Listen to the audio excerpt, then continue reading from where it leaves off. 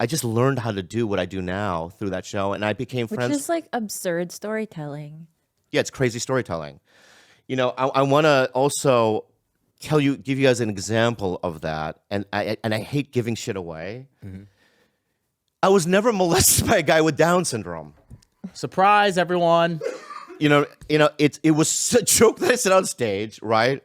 And then I just started saying it, and people would laugh every time I would say it, and it just became a part of my origin story. You know what I mean? And did it happen? Like the Joker has a bunch of origin stories. I do too, right? You have 10. Yeah, but Yeah. So it's like I remember my brother going one time we were like driving to Koreatown, and he goes, "You were never molested by a guy with Down syndrome." I go, "I know." You know what I mean? Oops. And I go, "But you can't say anything." But also, like 90% of your act, even today, is not real shit about me. You talk about crazy shit know. about me that's like not fucking real. Not only that, like we've had guests on the show that said, "Hey, you told that story about us, and that never happened, or it's completely wrong." Right? And there's provable, moments, hundreds of them. A lot of evidence. But my question is like, I don't know, like it's pretty obvious that at least for me, even before I knew you, like I'm going to Bobby Lee for comedy, not autobiographical nonfiction. Yeah.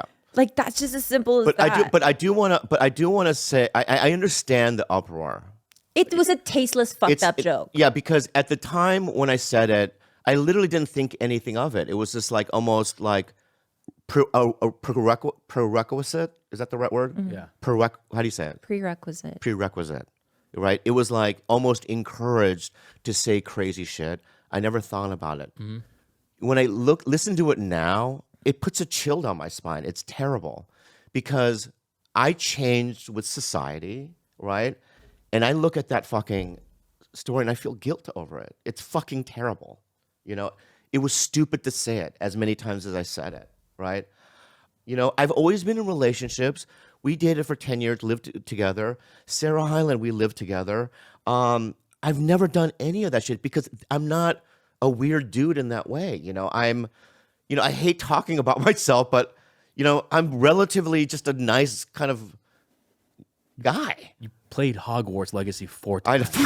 Yeah. Like, come on, guys. But, but I understand the uproar. I understand, why people, are upset about it. I'm upset about it. And I punish myself over it.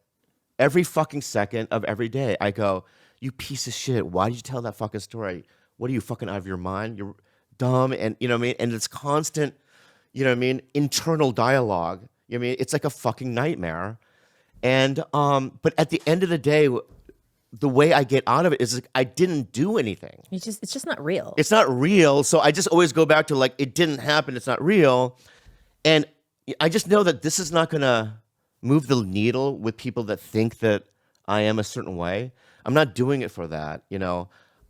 I think initially I'm doing it because I just needed to put the truth out there, and I also wanted to. And I don't want to get emotional, but I just have the best fans in the world, and I also have the best friends in the world, man. I love you so much.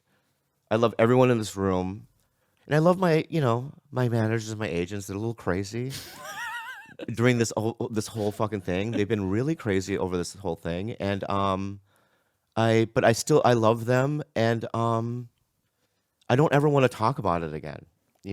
Honestly, I hope it dies here. It's just, It's not gonna. I don't care. yeah, you're right. Yeah, I'm gonna be free of it.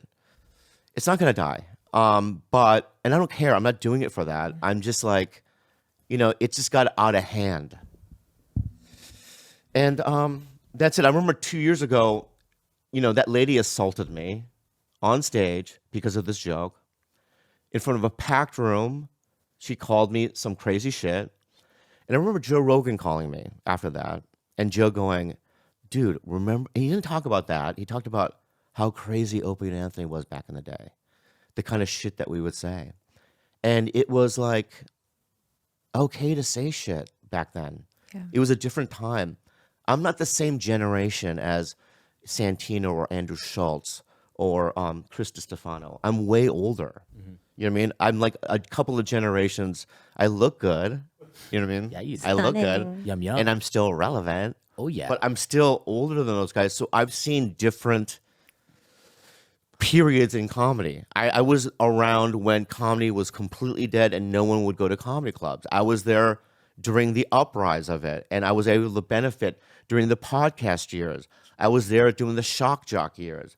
And I've tried to bend and twist and conform to different eras of comedy, and I think I've done that for the most part. And there really was an era where like you were celebrated for saying the sickest, the Yeah. darkest, most atrocious thing, and that's what they were. It was atrocious, but like you were celebrated, you were invited back.